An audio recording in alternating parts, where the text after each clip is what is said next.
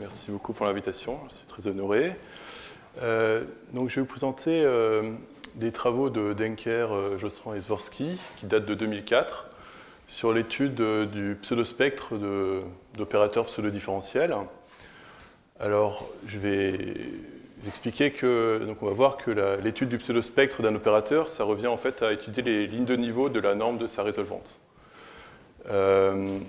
Alors, dans le cas, donc les opérateurs qui vont nous intéresser aujourd'hui, ça va être essentiellement des opérateurs non auto-adjoints. En effet, quand l'opérateur est auto-adjoint, et sous réserve qu'on connaisse exactement son spectre, vous allez voir que ce problème est essentiellement trivial. Par contre, dans le cas d'opérateurs non auto-adjoints, plus précisément dans le cas d'opérateurs non normaux, on va voir que la résolvante d'un opérateur non normal peut exploser en norme dans des régions éloignées du spectre. Donc il y a des phénomènes comme d'explosion loin du spectre. Et donc les travaux de Denker, Jostran et Zworsky ont permis de montrer comment l'analyse microlocale permet d'expliquer ces phénomènes de contrôle ou d'explosion de normes de la résolvante. Et on va voir essentiellement que des résultats ça va être lié à des résultats de non-résolubilité d'une part et de sous-ellipticité d'autre part. Alors, pour commencer, donc je vais définir ce qu'on appelle la notion de pseudospectre. Donc on considère un opérateur défini sur l'espace de Hilbert. Alors déjà, la première remarque, c'est que si la taille de la résolvante, donc si delta, on se place dans un point résolvant, la taille de la résolvante donne déjà une indication sur le fait qu'il y a tout un disque de rayon 1 sur racine de rayon 1 sur delta, centré en Z, qui est inclus dans l'ensemble résolvant. Alors, la notion de pseudospectre, elle a été en fait définie par des numériciens dans les années 90, qui sont partis d'un constat qui est que dans certains problèmes d'ingénierie mathématique où apparaissaient naturellement des opérateurs non auto-adjoints, il y avait des différences sensibles entre, d'une part, les résultats théoriques basés sur l'analyse spectrale des opérateurs et d'autre part, ce qu'ils obtenaient numériquement. D'accord ? Donc, ils sont amenés à avoir cette idée que la connaissance du spectre de l'opérateur ne permet pas d'expliquer suffisamment, enfin en tout cas ne rend pas compte de tout, ne contient pas assez d'informations. Et donc pour ce faire, ils ont introduit d'autres sous-ensembles qu'ils ont appelés les ensembles epsilon pseudospectraux, qui sont simplement l'ensemble, on prend le spectre de l'opérateur, sigma p, et on regarde là où la résolvante en norme est de taille importante, donc plus grande que 1 sur epsilon, où epsilon est un paramètre strictement positif qui a vocation à être petit. Donc en fait, l'étude des lignes de niveau, l'étude des ensembles epsilon pseudospectraux, c'est simplement l'étude des lignes de niveau de la norme de la résolvante. Alors quel est l'intérêt, d'un point de vue numérique en tout cas, c'est qu'on peut donner une autre caractérisation des ensembles epsilon pseudospectraux, comme l'ensemble de toutes les valeurs spectrales de perturbation de l'opérateur. Donc le epsilon pseudospectre de P, c'est égal à l'ensemble de tous les spectres de perturbation de l'opérateur initial P par un opérateur borné de norme plus petite que epsilon. D'accord ?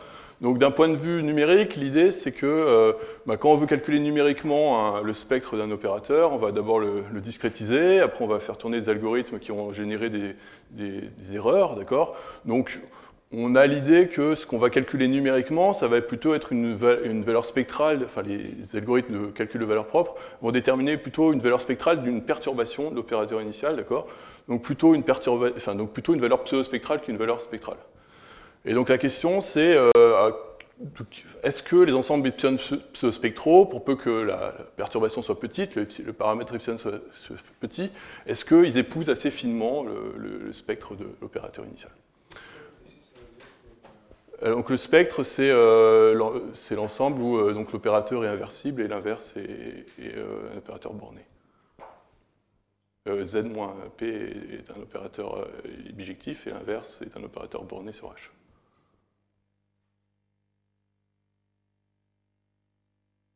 Donc, le premier cas, le cas le plus simple, c'est le cas des opérateurs auto-adjoints et plus généralement des opérateurs normaux. Dans ce cas-là, on a le théorème spectral qui nous dit que le epsilon pseudospectre, c'est rien d'autre que un epsilon, c'est l'ensemble des points qui sont à une distance epsilon du spectre. D'accord? Donc c'est un epsilon voisinage du spectre. Donc ça, c'est dans le cas quand les opérateurs sont normaux. Et dès que l'opérateur en fait, n'est pas normal, on n'a plus qu'une inclusion, qui est celle-ci. Et en fait, on peut avoir le epsilon pseudospectre, des valeurs de epsilon pseudospectrales peuvent être très éloignées du spectre de l'opérateur. Alors l'exemple qui a été un petit peu le moteur, enfin qui a initié un petit peu les travaux de Denker, Jostran et Zworsky, c'est l'exemple de l'oscillateur harmonique non auto-adjoint. Donc c'est un opérateur qui a été donc on l'appelle aussi opérateur de Davis parce que les premiers travaux donc, sur cet opérateur ont été l'œuvre de Davis en 1999. Donc cet opérateur est excessivement simple, donc c'est un opérateur en dimension 1, donc dx2 plus epsilon iθ x2. Donc grand dx c'est un 1 sur i la dérivée par rapport à x. Et donc on met le domaine qui est indiqué. Donc en fait dans le cas où θ est égal à 0, c'est simplement l'oscillateur harmonique. Donc c'est un opérateur auto-adjoint. Donc on connaît exactement le spectre. Donc le spectre c'est simplement les 2n plus 1 avec n entier. Donc dans le cas où θ égale 0, le epsilon spectre c'est simplement un epsilon voisinage des valeurs propres, donc l'ensemble des 2n plus 1. Alors par contre, dans le cas où θ est strictement positif, donc strictement plus petit que pi sur 2, donc d'un point de vue spectral, il se passe pas, c'est assez identique. Donc dans le cas où θ égale 0, donc le spectre est régulièrement distribué le long de la droite réelle, de R+, pardon. Et donc dans le cas où θ est strictement positif, en fait le spectre est de la même manière composé uniquement de valeurs propres. Donc si je prends θ, cet angle-là, et il va être cette fois régulièrement espacé, vous allez faire tourner votre spectre d'un angle θ sur 2. D'accord? Donc le spectre est assez, la structure est assez identique. Et donc ce qui avait un petit peu étonné à cette époque-là, c'est que Davis a montré que, en fait, si on regarde la résolvante, donc la résolvante elle est définie partout en dehors de ces valeurs propres-là, et donc il a regardé le comportement de la résolvante le long de droites, donc, qui font un angle strictement plus petit que θ, d'accord? Donc c'est des droites qui s'éloignent très fortement du spectre de l'opérateur, et donc il a montré en fait que la résolvante explose le long de ces demi-droites, quand on va vers plus infini. Donc voilà, ça c'était un exemple qui a un petit peu intrigué. Alors donc il a précisé après les choses. Donc son résultat c'est un résultat d'explosion. Donc si je prends un angle qui est strictement plus petit que θ, d'accord. Et donc il a montré inversement que si on prenait un angle qui était strictement plus grand donc en dehors de ce secteur là, donc ça c'est ce que j'appelle epsilon θ. Si on prend des demi-droites comme ça en dehors de ce secteur, alors donc, la résolvante reste bornée et elle tend même vers 0 à l'infini. Donc on peut essayer donc on s'attend, comme la résolvante explose loin du spectre, on s'attend à ce que le spectre de cet opérateur, donc pour peu que θ soit strictement positif, soit différent de 0, soit très instable sous l'effet de petites perturbations. Donc on peut essayer de retrouver ça numériquement. Donc là, c'est simplement, on regarde la matrice, donc on considère la base de Hermite, on regarde cette matrice pour un n ici égal à 100, et on va essayer de retrouver numériquement le spectre de cette matrice. Et donc qu'est-ce qu'on constate? Donc ça c'est donc ici sur cette simulation en noir, vous avez les valeurs propres calculées numériquement, et en couleur, vous avez des lignes de niveau de la résolvante. Et donc ce qu'on voit, c'est que les premières valeurs propres, ça c'est les valeurs propres. Donc les valeurs propres théoriques, elles sont toutes régulièrement distribuées le long de cette demi-droite. Et donc ce qu'on voit, c'est qu'au début, il y a une adéquation assez bonne avec les valeurs propres théoriques, et puis après on calcule des valeurs propres qui s'éloignent très fortement de cette droite, l'angle θ sur 2, d'accord? Et ça mène à un calcul de valeurs propres aberrant. Alors, donc voilà, ça c'était un petit peu le constat. Et donc, il y a un angle θ qui apparaît, donc il y a une géométrie qui commence à se dessiner. Alors cette géométrie, elle a été précisée par Boulton en 2002, qui a montré plus précisément que, donc il a démontré un résultat d'explosion de la résolvante de cet opérateur. Donc il se balade le long d'équations de ce type-là. Donc il faut penser donc c'est des équations du type x à la puissance p, avec des p qui sont strictement plus grands que 1 tiers et strictement plus petits que 3. Donc il a montré qu'en fait, quand on se balade le long de courbes du type x donne x puissance p, avec un p strictement plus grand qu'un tiers et strictement plus petit que 3, alors la résolvante explose. Donc, il a montré d'autres résultats d'estimation, ce qui permettait de montrer un petit peu, d'essayer de trouver quelle était la forme des ensembles ellipsoïdes spectraux. Donc, son résultat, donc, je danse juste par un dessin, c'est que si vous fixez un nombre n de valeurs propres, vous prenez un epsilon voisinage de n premières valeurs propres, et après vous prenez un secteur angulaire d'ouverture θ, alors pour epsilon assez petit, votre epsilon pseudospectre est dans cet ensemble-là.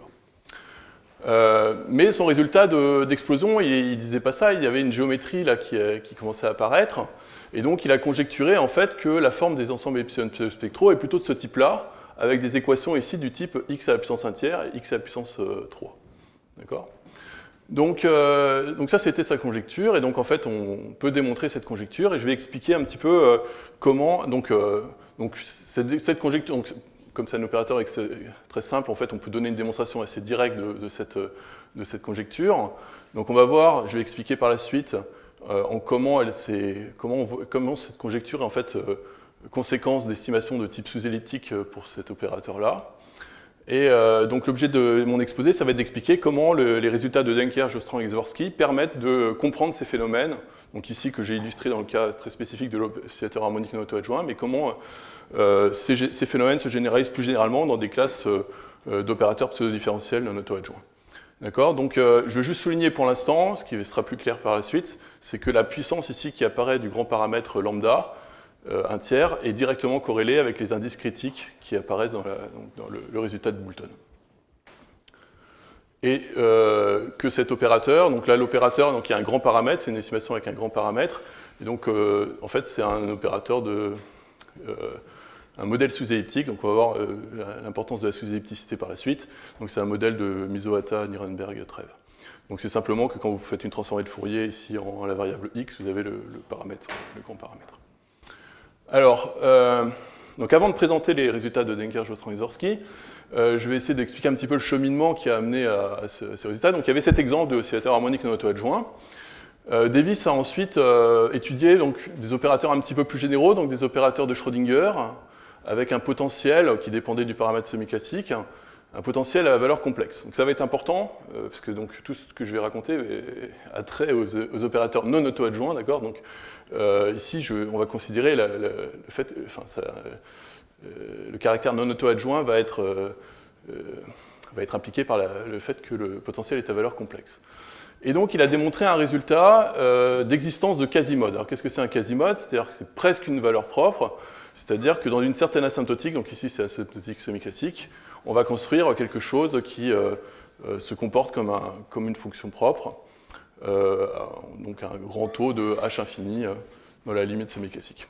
Et donc, il démontre qu'on peut construire des quasi-modes pour ces opérateurs de Schrödinger en des points. Alors, ici, donc les points, c'est pas n'importe quel point, c'est des points qui sont du type état 2 plus une valeur du potentiel, d'accord ? Donc ici, commence à se dessiner un petit peu une géométrie. Donc ce que j'essaie de comprendre, ce qu'on essaie de comprendre, c'est pourquoi il y avait ce secteur angulaire donc θ qui apparaissait. Donc ici, si on regarde l'opérateur de Schrödinger, le symbole de l'opérateur de Schrödinger, c'est xi plus v de, enfin le potentiel, v de x, d'accord ? Donc là, on prend une valeur du symbole. Z de h, c'est des valeurs du symbole, que prend la valeur du symbole de l'opérateur. Et la condition importante qui apparaît, c'est, on demande, donc il y a, comme je vous dis que c'est un résultat non auto-adjoint, il y a la partie imaginaire du potentiel qui apparaît, et on demande que la dérivée de la partie imaginaire soit non nulle au point A. Alors, donc ce résultat a généralisé son premier résultat sur l'oscillateur harmonique, simplement parce que si vous prenez un point donc de ce type-là, en fait, ça c'est un point du secteur angulaire d'angle θ. Et donc la condition sur la partie imaginaire, ici, est satisfaite, puisque dès que dès que le sinus est non nul, d'accord ? Puisqu'on impose que le xi soit non nul.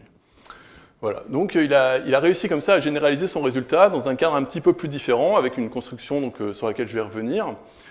Et en fait, cette condition, donc le pas un petit peu décisif après le résultat de Davis, c'était une remarque de Zworsky, qui en fait a fait le lien entre cette condition qui apparaissait là sur la non-nullité de la dérivée de la partie imaginaire et des résultats plus anciens sur la résolubilité des opérateurs différentiels. Donc en fait, donc je vous rappelle un résultat de Hormander, donc de 1960, qui donne une condition pour la résolubilité. Donc si vous prenez un opérateur ici différentiel, d'accord, vous notez Pn son symbole principal, donc c'est les termes où la puissance ici est égale à m. Donc vous considérez une équation du type PE égale F. Si vous voulez que si vous voulez avoir des solutions pour tout second membre C infini à support compact, alors vous allez avoir une condition sur le symbole principal qui est la suivante, c'est que là où le symbole, en les points caractéristiques, c'est là où le symbole principal s'annule, vous devez avoir une annulation de ce crochet de Poisson. D'accord? Où apparaît donc le complexe conjugué du symbole principal et Pn. Donc il y avait ce résultat donc, de résolubilité de Hormander. Et donc on peut démontrer, il a démontré que en fait, si vous supposez que pour tout ouvert, il existe un point de l'ouvert à une direction xi telle que vous violez cette condition, c'est-à-dire que le symbole principal s'annule, mais ce crochet de Poisson ne s'annule pas, alors il existe des seconds membres réguliers tels que vous n'avez aucune solution, aucune solution dans tout ouvert. Et alors ce résultat de Hormander, donc qui date de 1960, faisait suite à la découverte par Hans Levy, donc qui est un petit peu antérieur en 1957, d'une équation dérivée partielle linéaire avec des coefficients d'expression très simples et avec des coefficients réguliers, qui n'admet aucune solution distribution pour certaines fonctions sources f, certaines fonctions régulières f. D'accord? Et donc ce résultat de non-résolubilité, il s'éclaire avec le résultat d'Hormander, puisque si vous considérez le symbole donc, de cet opérateur, là, l'opérateur de Hans-Levy, vous voyez qu'en fait, il s'annule, alors que le crochet de Poisson ne s'annule pas en tous ces points-là, et donc du coup vous avez nulle part la contrôlabilité, la résolubilité, pardon. Voilà, donc ça c'était des résultats donc, donc Zworsky a fait le lien avec ce résultat. Alors de quelle manière? Si vous prenez donc toujours dans le cadre d'un opérateur différentiel, donc ici Pn c'est mon symbole principal de degré n, donc il y a une homogénéité qui impose que si je change xi en moins xi, voilà, au niveau du symbole principal je sors une puissance moins 1 à la puissance m, et au niveau du crochet de Poisson je sors un moins. D'accord? Donc en fait, si j'ai un point de l'espace des phases où mon symbole principal s'annule et ce crochet de Poisson ne s'annule pas, je peux toujours construire, quitte à changer xi en xi0 en moins xi0, je peux assurer qu'il y a un point, en tout cas x0 tilde et xi0 tilde, où ce crochet de Poisson est strictement positif. Donc ce qui va être important, ça va être les signes qui vont apparaître par la suite. Et alors pourquoi ça a un lien avec l'existence de quasimodes? C'est qu'en fait, la résolubilité locale, ça se traduit par des estimations sur l'adjoint. Donc si l'opérateur P est résoluble localement, vous avez des estimations de ce type pour l'opérateur adjoint. Donc on voit qu'un résultat de non-résolubilité se démontre par une construction de quasimodes pour l'adjoint. Et donc le résultat de Hormander, en fait, il y a une construction pour les points, donc c'est l'existence de ce crochet strictement positif là, pour l'opérateur P, qui permet une construction d'un quasimode pour l'adjoint de l'opérateur. Et donc, fort de ce constat, donc Zworsky a adapté dans un cadre semi-classique, donc ça c'était un cadre non semi-classique, les résultats d'Hormander, mais donc on peut adapter, Zworsky a adapté dans un cadre semi-classique, en donnant du coup une condition pour construire des quasimodes semi-classiques. Et cette condition, c'est la suivante, c'est que le symbole principal donc, doit s'annuler au point x0, xi0 d'espace des phases, et on doit avoir ce crochet de Poisson doit être strictement négatif. D'accord? Puisque en fait, donc la résolubilité, vous construisez un quasimode pour l'adjoint. C'est pour ça que le signe change. Et donc son résultat, c'est que vous pouvez construire un quasimode. Alors ce quasimode, qui est indexé par le paramètre semi-classique, il est micro-localisé au point x0, xi0. Alors qu'est-ce que ça veut dire micro-localisé? Donc il faut définir la notion de front d'onde semi-classique. Donc en fait c'est en dehors du front d'onde, donc ce front d'onde est caractérisé par ces propriétés-là. Donc en dehors du front d'onde, en fait, la famille UH, elle est négligeable, c'est-à-dire qu'elle est en grand taux de H infini. Donc en fait, c'est là où se concentre la famille semi-classique. Donc le frondon, dans le cadre classique, ça caractérise le défaut de régularité C infini. C'est un sous-ensemble de l'espace des phases, d'accord, qui dit on est passé infini au voisinage de x0, et si on est passé infini au voisinage de x0, c'est les mauvaises fréquences, là où il n'y a pas de bonne décroissance de la transformée de Fourier. Donc ça, c'est un cadre, c'est une analogie dans le cadre semi-classique. Et donc, pour l'opérateur de Schrödinger, donc ce résultat de Davis est éclairé par donc est contenu dans le résultat de Zworsky, puisque si je prends donc le symbole de mon opérateur de Schrödinger, le calcul du crochet de Poisson me fait apparaître 2 xi0, la partie imaginaire de V, enfin de la dérivée de V en x0, et comme c'est un opérateur de Schrödinger, j'ai un xi carré là. Donc en fait, je peux choisir le signe de xi. Donc en fait, je choisis le signe de xi. Enfin, quitte à changer xi0 en moins xi0, je peux assurer, et selon le signe de cette partie imaginaire, je peux assurer que ce crochet de Poisson est strictement négatif, et donc on peut construire un quasimodo. D'accord? Donc ça, c'était la remarque, vraiment le pas décisif, qui a permis de comprendre ces résultats, d'abord pour l'oscillateur harmonique non auto-adjoint, puis après pour les opérateurs de Schrödinger, les résultats de Davis. Donc je vais pouvoir maintenant énoncer un premier résultat de Denker, Jostran et Zworsky.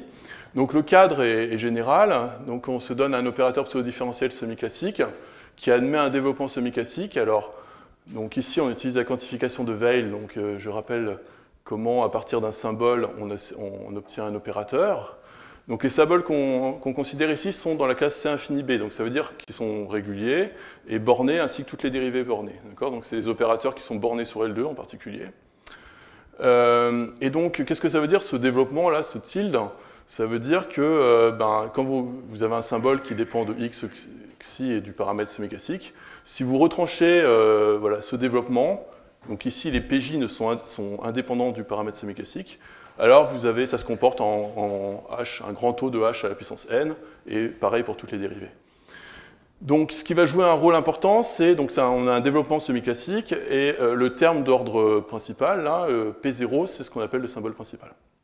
Donc les conditions qui vont porter par la suite vont porter sur le symbole principal de l'opérateur. Alors, pour définir, pour donner le premier résultat, donc ce que j'avais dit tout à l'heure, c'est qu'on ne construisait pas des quasimodes dans n'importe quel point. Donc on regardait ce qui était dans l'oscillateur harmonique, hein, c'est xi carré plus ei θ x carré. Donc si je regarde toutes les valeurs que prend cette fonction, pour des valeurs de x et xi, en fait je tombais sur mon ensemble sigma θ. Donc ici, on introduit ce qu'on appelle l'image numérique du symbole principal, donc c'est simplement toutes les valeurs, on prend l'adhérence de toutes les valeurs que prend le symbole principal, qui est indépendante du paramètre semi-classique.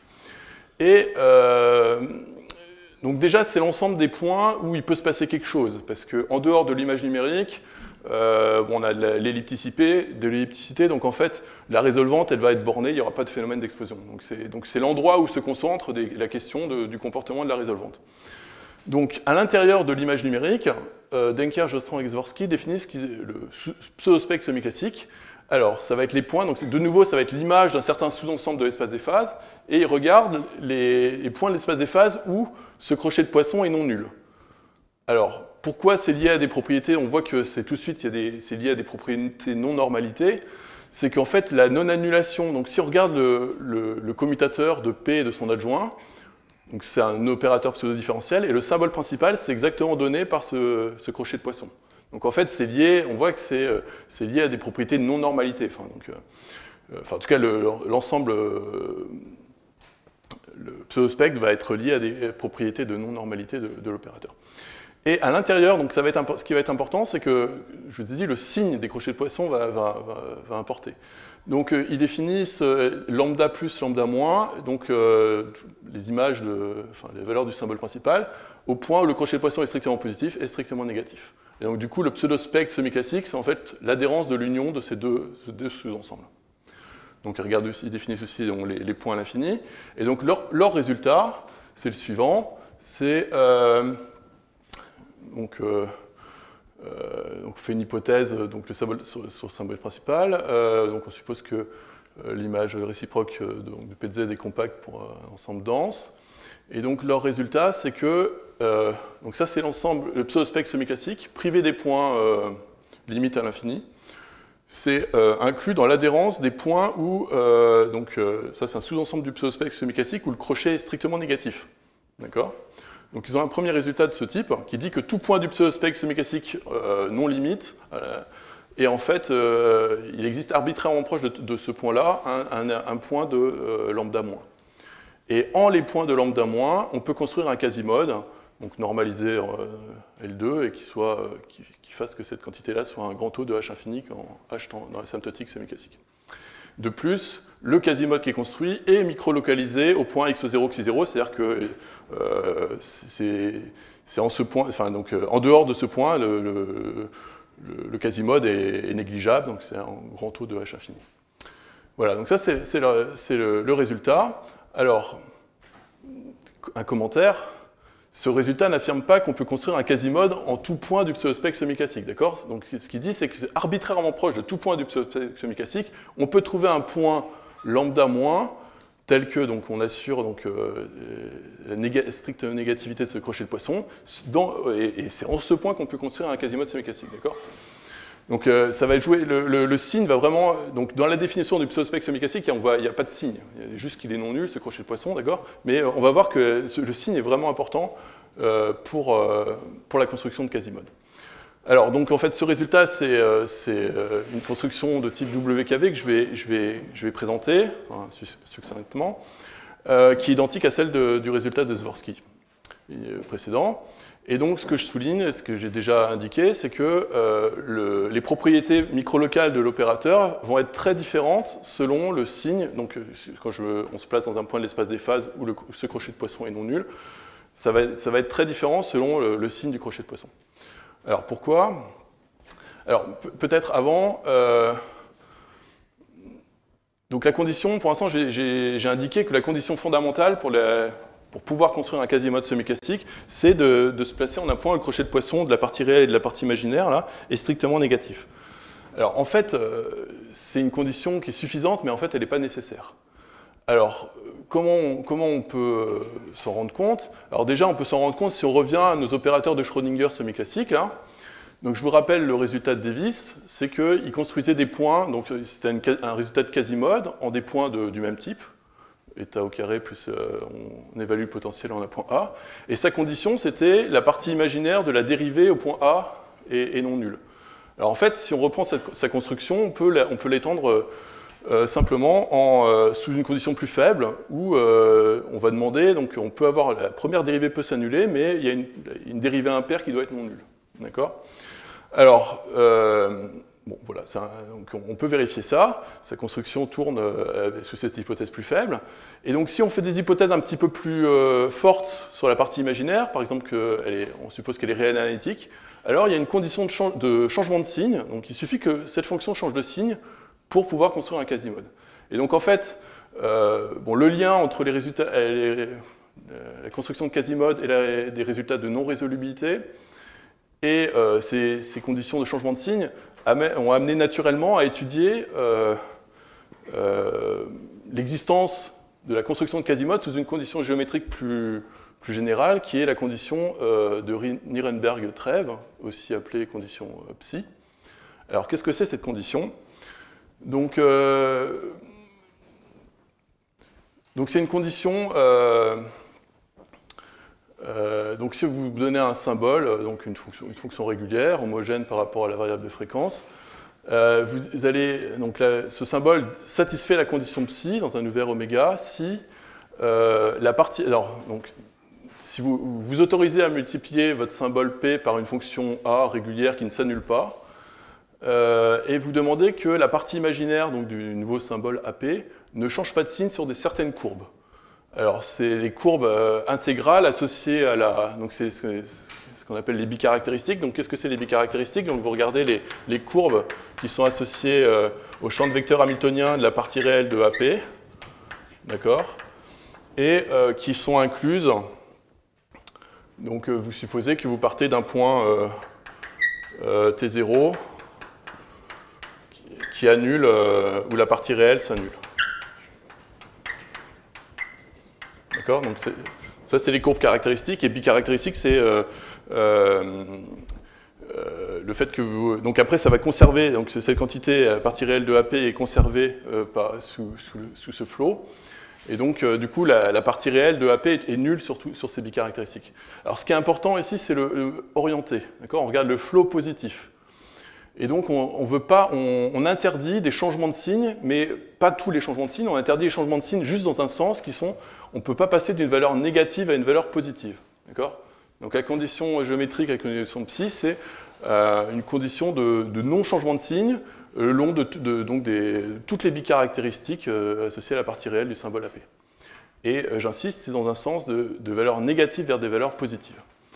Donc c'est une condition qui est invariante par multiplication, par une fonction qui ne s'annule pas, et donc en fait il suffit de la vérifier pour une fonction régulière qui ne s'annule pas telle que cette condition est satisfaite. Et donc quels sont les résultats? Donc c'est quelque chose c'est une condition qui a été introduite donc, par Nirenberg et Trèves en 70.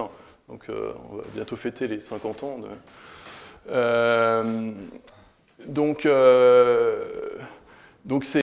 en 70, Nirenberg et Trèves ont conjecturé que cette condition était en fait nécessaire et suffisante pour la résolvabilité locale de tout opérateur pseudo-différentiel de type principal. D'accord? Donc il y a eu un certain nombre de résultats qui se sont étalés dans le temps. Alors, le premier résultat, et c'est celui qui va nous importer aujourd'hui, c'est le caractère nécessaire de la condition psi pour la résolvabilité locale. Donc, elle a été démontrée en dimension 2 par Moyer en 78, et après par Ormander dans le cas général. Donc, c'est ça qui va être sur lequel je vais revenir. Dans le cadre analytique, le caractère suffisant, donc ça a été démontré par Trépeau en 84.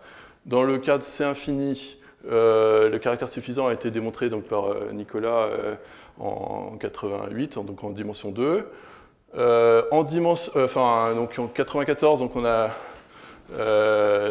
Nicolas a montré que ça n'impliquait pas la résolvabilité avec perte d'une dérivée, c'est-à-dire que si vous donnez une fonction hs, loc, donc il n'existe pas forcément une fonction hs plus m moins 1 telle que p de u égale f.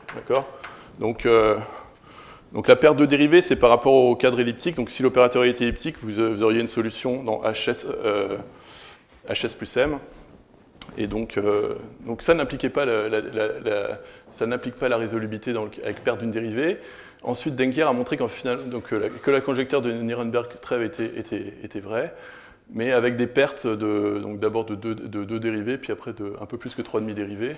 Et donc Nicolas Lerner a démontré ensuite le résultat avec perte de 3,5 dérivés. Donc il a présenté ses travaux ici, donc en 2005. Alors, pourquoi c'est important? Enfin, quel est le lien avec la construction de Quasimodo? Donc c'est qu'en fait, le résultat de la preuve de Moyer et Ormander peuvent être adaptés dans un cadre semi-classique. Et donc on va se donner donc, comme on veut construire un Quasimodo, c'est pas la condition psi qu'on veut violer, c'est la condition adjointe, puisqu'on regarde ça pour l'adjoint. Donc en fait, on va considérer des violations de la condition psi bar. Donc la condition psi bar, c'est exactement le même énoncé. Simplement, vous allez proscrire les changements de signe de valeurs, cette fois positives, vers des valeurs négatives. Et donc, quel est le lien avec les signes des crochets de poisson? C'est que si vous supposez que vous avez un crochet de poisson qui est strictement négatif,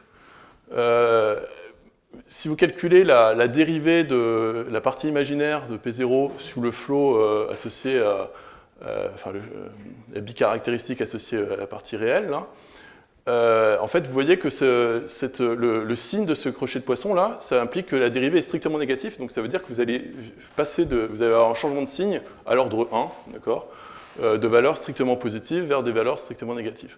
Donc en fait, on comprend tout de suite le lien avec les conditions de crochet précédentes, c'est que si on a ce crochet de poisson strictement négatif, on a une violation de la condition psi bar à l'ordre 1. Mais le résultat est beaucoup plus général, puisque là, on demande juste un changement de signe, et ce changement de signe peut se faire, peut se faire à un ordre fini plus élevé, ou même à un ordre infini.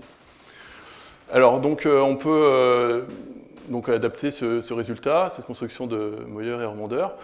Donc, on se donne un symbole semi-classique, dont le symbole principal viole la condition psi bar, c'est-à-dire que je peux trouver, quitte à multiplier par une fonction Q0 qui ne s'annule pas, Voilà, je regarde les bicaractéristiques de la partie réelle du symbole, et je suppose que j'ai un changement de signe de valeurs strictement positives vers des valeurs strictement négatives. Alors, quelle est la géométrie? Donc, un changement de signe, donc ce que je disais, ce n'est pas forcément un ordre fini, d'accord? Donc ça ne veut pas dire que avant le changement de signe, vous êtes strictement positif, après vous êtes strictement négatif, d'accord? Vous pouvez avoir des oscillations, vous pouvez avoir une plage de zéro, voilà. Donc ce qui est important, c'est de se placer, donc de regarder. Donc vous savez que vous avez un changement de signe, et vous allez regarder cette quantité L0, regardez l'inf entre là où vous êtes strictement positif, là où vous êtes strictement négatif.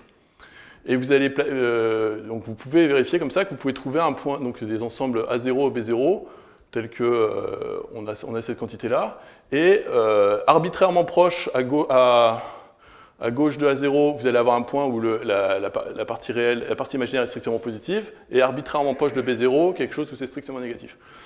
Mais donc, là où je veux attirer votre attention aussi, c'est que vous pouvez avoir ces phénomènes de plage de zéro, donc ici, c'est pas très, donc là, ça doit être plat. Hein. Donc du coup, ça implique aussi que vous allez devoir faire une construction semi-globale du quasimode, d'accord? Donc ici, dans ce cas-là, vous allez avoir quelque chose qui est vraiment au voisinage de A0, hein, Là, dans le cas où vous avez une plage de zéro, comme ça, donc là, il va falloir faire une construction sur semi-globale. Alors, donc le résultat, c'est voilà, si on a la violation de la condition psi-bar, alors on peut construire un quasimode en H infini, et ce quasimode, il est micro-localisé sur, justement, vous avez la bicaractéristique, là, gamma, et vous regardez l'image de ce segment A0, B0. Donc si A0 et B0 sont égaux, A égale 0 égale B0, alors c'est au voisinage d'un point, d'accord, et sinon ça peut être au voisinage d'un arc de courbe.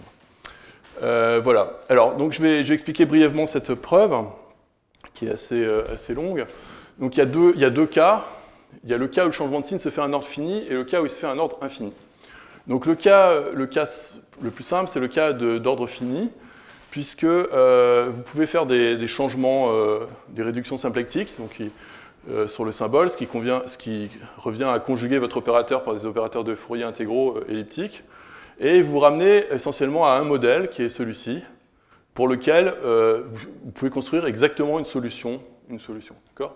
Donc ça, c'est le cas simple, puisque voilà, à réduction symplectique près, vous n'avez que ce modèle-là pour lequel vous avez une fonction propre exactement. Donc le cas compliqué, c'est le cas où le changement de signe, du plus vers le moins, se fait à un ordre infini. Alors dans ce cas-là, il y a un modèle microlocal également. Donc après des réductions symplectiques, vous pouvez ramener une partie principale pour l'opérateur de ce type-là, xi1 plus if de x xi. Alors qu'est-ce qui est important? C'est que f, c'est une fonction qui a valeur réelle, d'accord? Donc ça, c'est la partie imaginaire du symbole. Et elle ne dépend pas de xi1. Le xi', c'est xi2, xi n, d'accord? Voilà. Donc ça, c'est le modèle microlocal pour l'opérateur. Donc la fonction doit s'annuler sur gamma. Et ce qui est important, c'est que, maintenant je regarde l'hypothèse de changement de signe, c'est les bicaractéristiques associées à la partie réelle. Donc ça, c'est juste, pour ce modèle simple, c'est juste quand vous regardez quand x1 croît. Donc votre hypothèse de changement de signe, vous l'avez ici, c'est dans tout voisinage ouvert convexe dans la direction x1, vous avez un changement de signe du plus vers le moins pour la fonction f. Alors, comment c'est exploité? Donc la construction de quasimode, elle se fait par une construction de type WKB. D'accord? Vous avez des fonctions amplitude. Et ce qui est important, c'est voilà, le terme de phase.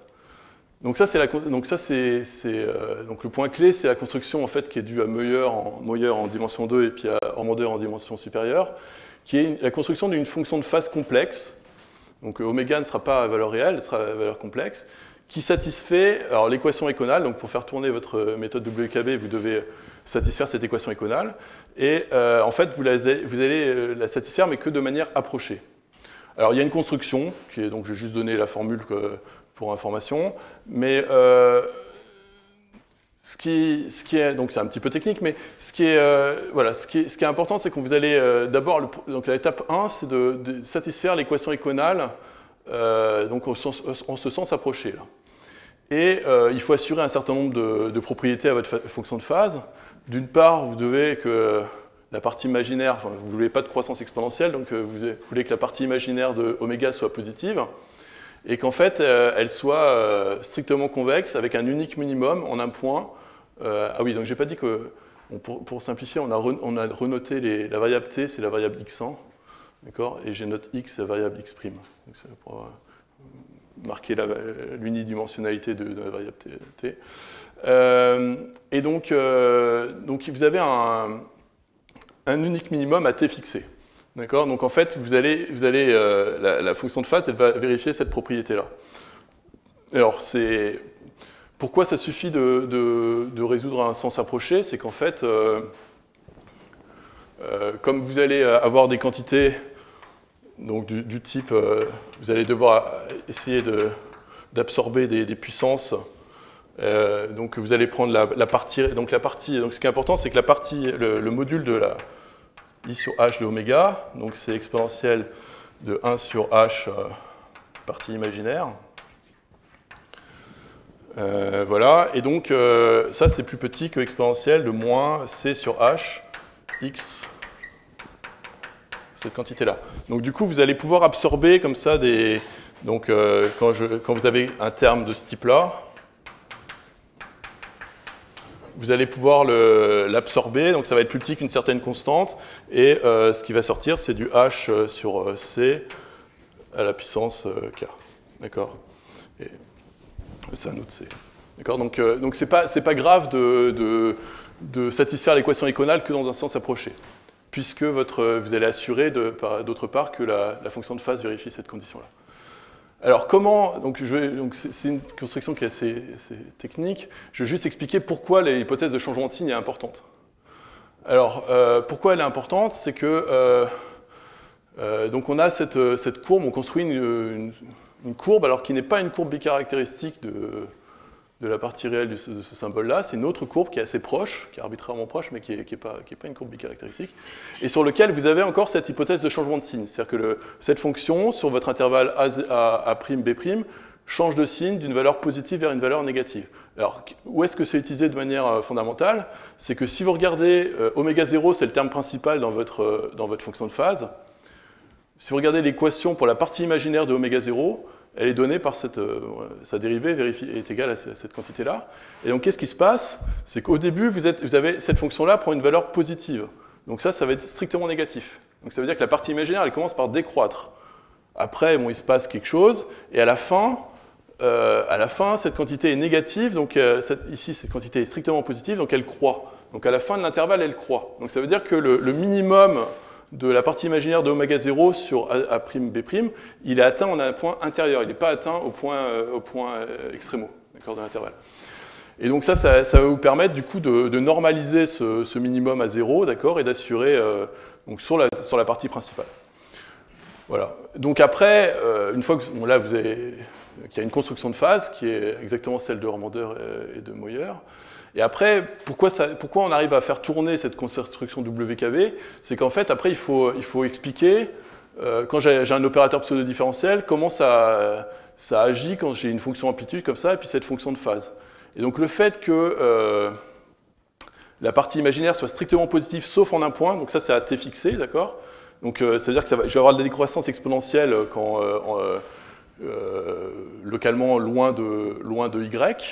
Et ça va localiser en fait, donc on vérifie, enfin on peut montrer comme ça que cette quantité, ça revient simplement à, vous faites un développement de Taylor du symbole et vous localisez la variable de fréquence ici en eta, qui est la valeur de la dérivée. Là.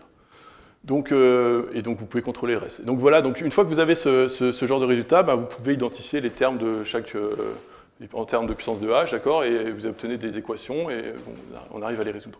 Donc ce résultat-là, en fait, c'est une conséquence de la méthode de la phase stationnaire, d'accord. Il y a deux régimes. Bon, je vais peut-être passer.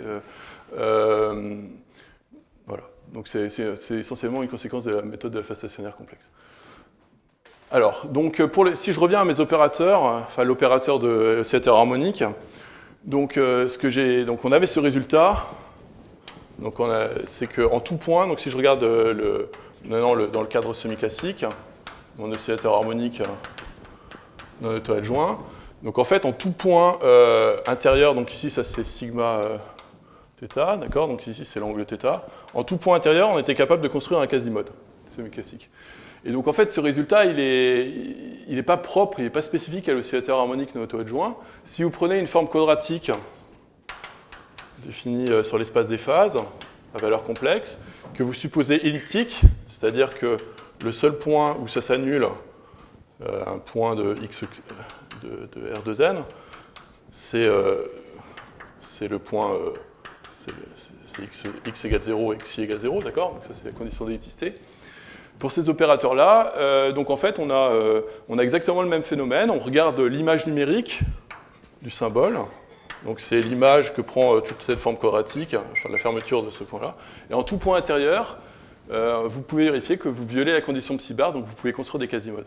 D'accord? Alors, pardon, sous réserve que, donc dès que l'opérateur est non normal, d'accord? Dès que l'opérateur, donc s'il est normal, il n'y a pas de phénomène d'explosion loin du spectre.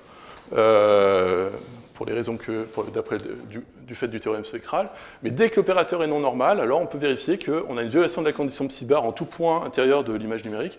Et donc ce phénomène d'explosion loin du spectre, alors je ne décris pas le spectre, mais on peut décrire le spectre de ces opérateurs, qui est aussi constitué uniquement de valeurs propres, d'accord? C'est un quart de réseau. Et donc on a exactement le même phénomène pour tout opérateur quadratique elliptique non normal. Alors on a des phénomènes comme ça d'explosion loin du spectre. Donc ça, c'est le premier résultat de... Vous avez un exemple que pour les premières valeurs, pour les énergies faibles, ça ne changeait rien. En là, vous semblez dire que... Ah oui, alors, c'est une très bonne question. C'est qu'en fait, la première présentation que j'ai donnée, c'était dans le cadre non semi-classique. D'accord? Donc il n'y avait pas de petits paramètres. Donc en fait, il y a un... en fait, l'opérateur... si je regarde un opérateur quadratique... en fait, c'est unitaire. Enfin, on peut faire simplement un changement de variable. Donc, si vous faites un changement de variable comme ça, vous allez, ça va être unitairement équivalent à un Q de racine de x. Donc, vous allez diviser par racine de h. D'accord? Et donc, ça va faire aussi du racine de h. Et par homogénéité, ça va faire h. Donc, en fait, vous allez. Ça, c'est l'opérateur non semi-classique. Et ça, c'est l'opérateur semi-classique. Et donc, voilà, c'est juste... donc, effectivement, dans le cadre non semi-classique, c'est les résultats pour à l'infini, d'accord? Et dans le cadre semi-classique, on montre qu'on construit un quasimode en tout point. Merci. Alors, donc, pour démontrer... Donc là, pour l'instant, je vous ai parlé de résultats d'explosion, d'accord? Donc maintenant, je vais vous parler de contrôle. Donc, les résultats d'explosion, pour résumer, c'est lié à des résultats de non-résolubilité.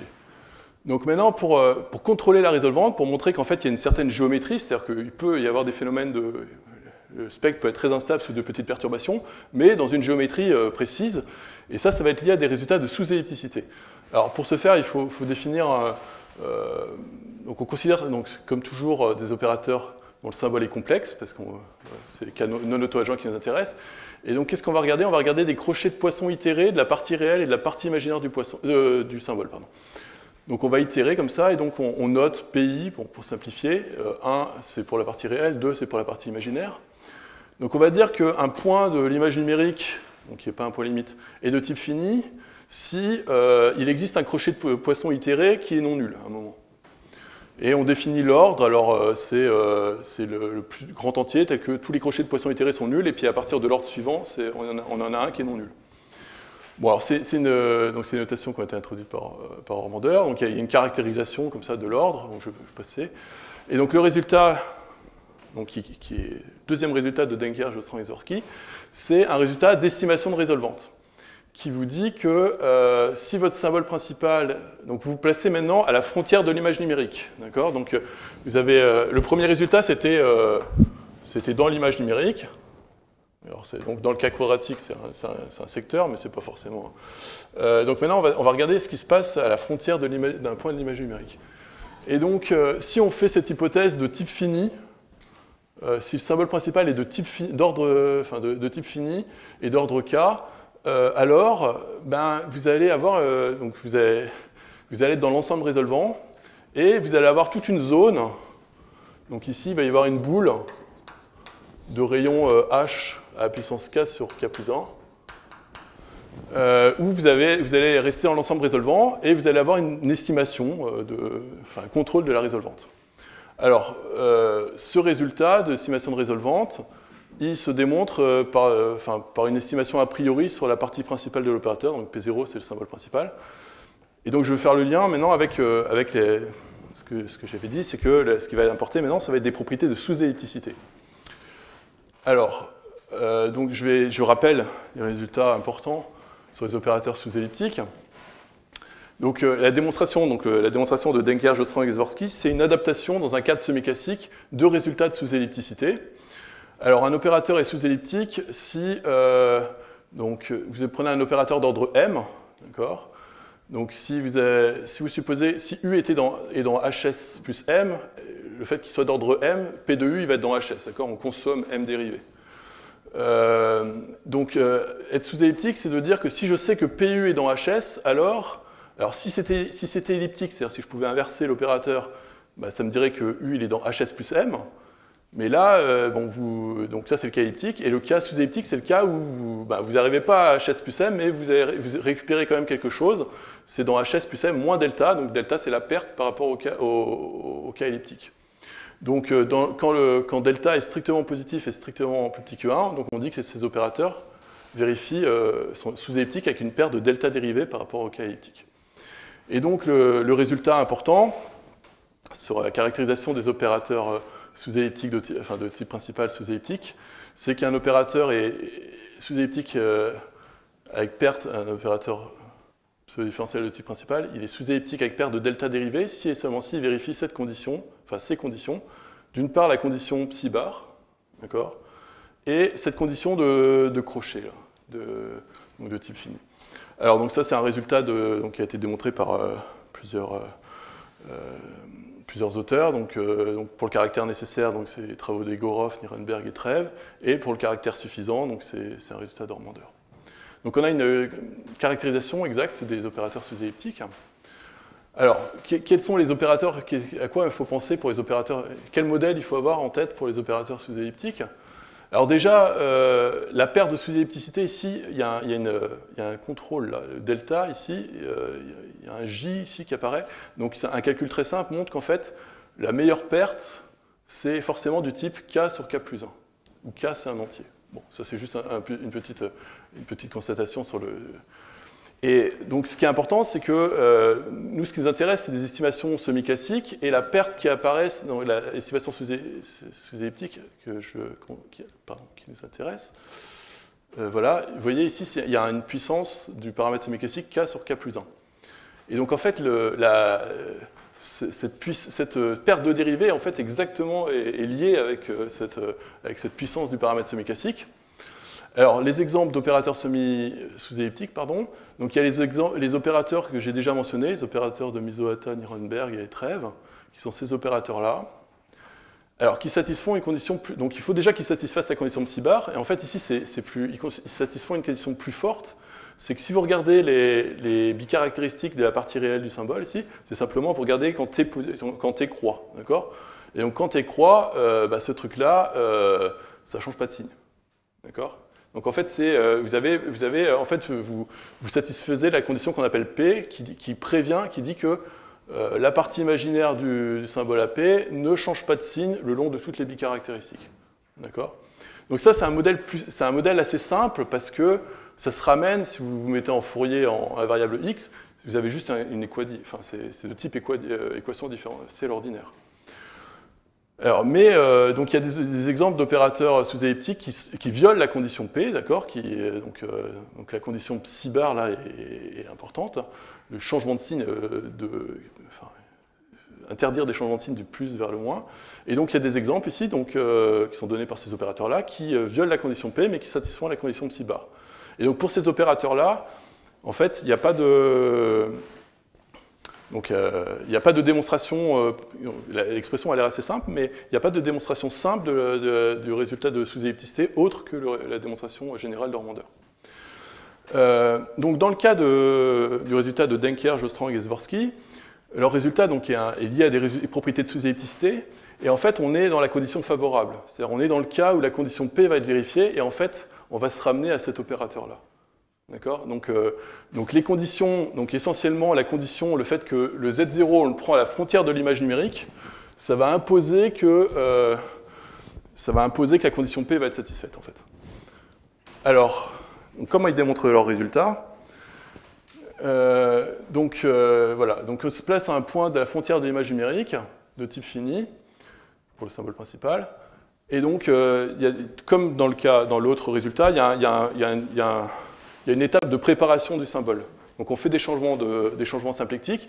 Donc en fait, c'est l'hypothèse de type principal qui permet de se ramener à un opérateur de ce type-là. D'accord ? Tout à l'heure, j'avais noté xi1 plus if, et ce qui était important, c'est que la fonction f donc, était à valeur réelle et ne dépendait pas de la variable xi1. Donc ici, c'est exactement, avec des notations différentes, mais c'est exactement ce type-là. D'accord ? Là, j'ai un opérateur pseudo-différentiel en x, général, et la variable t est juste, ça ne dépend pas de dt. D'accord ? Donc ça, c'est l'hypothèse de type principal qui nous permet de nous ramener micro-localement à un opérateur de ce type-là. Alors le fait que le point z0 soit à la frontière de l'image numérique, ça va interdire, ça va obliger la fonction f à avoir un signe, d'accord, positif ou négatif. Et l'hypothèse de type fini, ça va imposer des conditions sur les dérivés. Donc ça va imposer qu'il va y avoir une dérivée comme ça d'ordre k, où on va avoir une borne inférieure. Donc leur résultat d'estimation de résolvante, elle se ramène à démontrer une estimation semi-classique pour cet opérateur modèle. Et comme je l'ai dit, donc ce qui est important, c'est que on s'est ramené le fait que ça dépend de cet opérateur pseudo-différentiel ici, ne dépend pas de la variable dt, d'accord ? On s'est ramené en fait à un modèle, c'est essentiellement unidimensionnel, d'accord ? Alors comment on fait ? On utilise des techniques de localisation, ou alors on peut utiliser des techniques d'état cohérent. Et si on utilise ces techniques-là, en fait, on se ramène à vraiment un problème unidimensionnel. Donc on se ramène à démontrer, on a décru le degré de complexité, d'accord ? Donc on se ramène simplement à démontrer une estimation sous-elliptique pour un opérateur différentiel de dimension 1. D'accord, qui est simplement donné par HDT plus IF, où F c'est une fonction régulière. Donc le cœur c'est lié à des propriétés de sous-ellipticité, mais c'est vraiment le cas simple des opérateurs sous-elliptiques qui apparaît dans ce résultat. Alors comment on fait pour démontrer ça ? Donc vous allez voir, c'est assez facile. Donc là je suis une démonstration qui est donnée dans le livre de Nicolas Lerner. Donc dans le cas qui intéresse, donc dans le cas d'Enkers-Ostrowski, la fonction f elle est positive, d'accord ? Donc en fait la condition p est satisfaite. Donc le même résultat, la même estimation, on peut la démontrer si on autorise plus généralement que la fonction f satisfait la condition psi bar, d'accord ? Donc qui est moins restrictive. Donc la condition psi bar, elle dit quoi ? Ça veut dire que la condition psi bar, elle dit que quand quand t croît, la fonction f, elle ne doit pas changer de signe du plus vers le moins, d'accord ? Et donc ça, c'est traduit par cette propriété-là. C'est-à-dire si j'ai une valeur, si f, elle est strictement positive en un temps t, alors elle doit rester positive. Elle n'est pas forcément strictement positive, mais elle doit rester positive. Elle ne doit pas changer de signe du plus vers le moins. Donc voilà, donc on va démontrer ce résultat. Alors, quels sont les opérateurs qu'il faut avoir en tête ?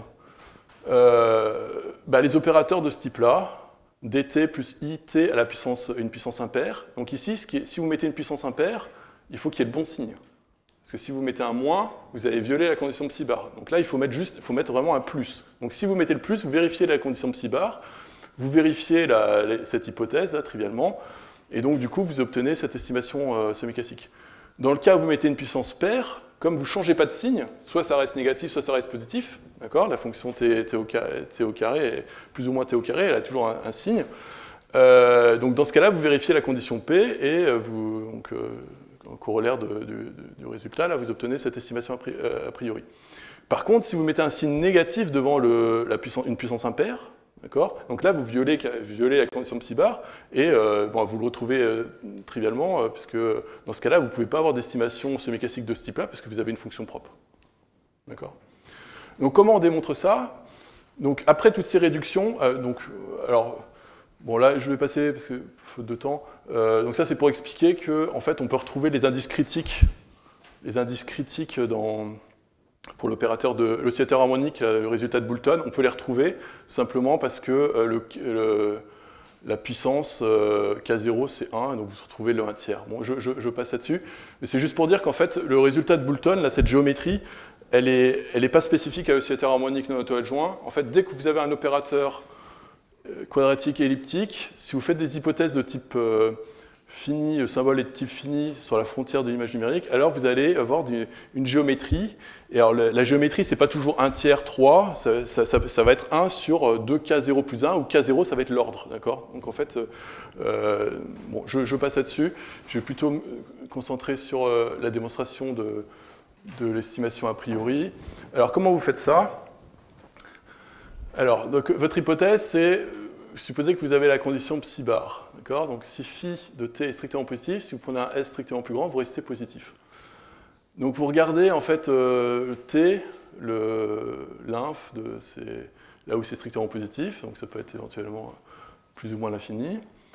Alors, avec cette définition, qu'est-ce qui se passe? Si vous prenez un t strictement plus grand que grand t, vous allez trouver un t' où la fonction est strictement positive, et donc elle reste positive. D'accord? Donc, le phi est positif ou nul pour les valeurs supérieures à grand t. Et si vous êtes inférieur à grand t, bah, vous êtes négatif. Donc, après, c'est une technique de multiplicateur. Vous allez simplement regarder, donc vous avez votre opérateur L, c'est dt plus i phi. Vous allez regarder i fois la fonction de Heaviside. D'accord?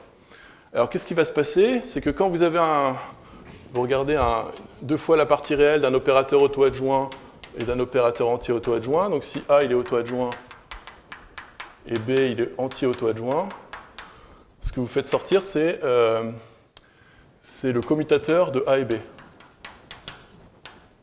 Donc un calcul vous montre que c'est égal à ça.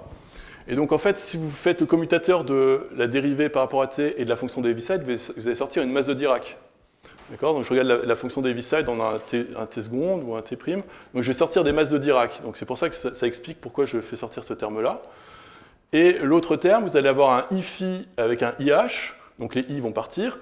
Et vous allez justement, le t est choisi tel que ce produit va être positif. Donc ça va être égal à, du coup, vous pouvez mettre un module. Donc ça, c'est juste un calcul. Et donc une fois que vous avez ça, vous allez avoir une estimation de la norme à l'infini par, donc là vous utilisez simplement Cauchy-Schwarz, d'une part, et d'autre part, là vous allez pouvoir recoller en prenant t' égale t seconde. Donc vous contrôlez cette norme à l'infini, vous contrôlez cette quantité-là. Et donc après, c'est simplement un découpage de la norme L2. Donc vous prenez votre norme L2, vous la découpez là où cette quantité est petite par rapport à 1, plus petite que 1, plus grande que 1. Sur cette partie-là, vous allez borner ça par la norme à l'infini et la mesure de cet ensemble. Et ici, vous allez dire que 1 est plus petit que ça, donc vous allez faire sortir votre potentiel. Donc, vous utilisez l'estimation de la norme à l'infini et de cette quantité-là, donc vous sortez cette quantité-là, et ce qui apparaît, c'est la mesure d'un certain ensemble. Voilà, et donc après, Cauchy-Schwarz. Donc après, ce qui est important, c'est de comprendre la mesure de cette quantité-là. Vous avez un inf, vous pouvez prendre l'inf, et il faut être capable, il faut que cette quantité-là soit finie. Et c'est là que l'hypothèse de type fini est importante. Donc on peut reformuler. Donc si je reformule en cas de semi-classique avec lambda égale 1, lambda égale ce paramètre semi-classique, vous terminez avec ceci. Et donc ce qu'il faut, c'est comprendre la mesure de cet ensemble. Donc il ne faut pas que la fonction f elle reste petite trop longtemps. D'accord? Et c'est là que l'hypothèse de type fini va vous dire que vous allez décoller. C'est que vous pouvez vérifier que si vous avez cette hypothèse sur la dérivée de Km, alors vous pouvez estimer cette quantité-là, et donc elle est du type bornée par un h à puissance 1 sur k. Et voilà, donc vous obtenez l'estimation semi-classique pour le modèle indimensionnel. Je suis désolé de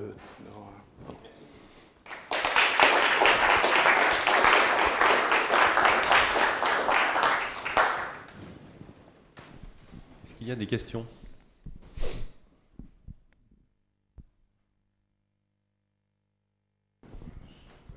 Sur la figure 1, quand on regarde,